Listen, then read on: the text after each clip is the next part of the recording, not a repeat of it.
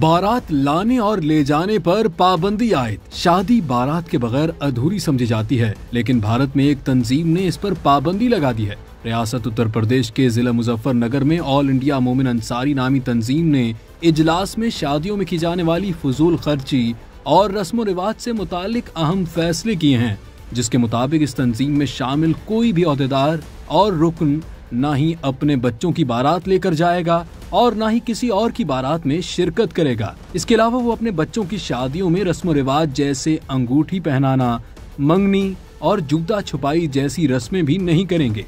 इस तंजीम के मुताबिक इन चीजों पर पाबंदी का मकसद शादियों को आसान बनाना और फजूल खर्ची से बचना है।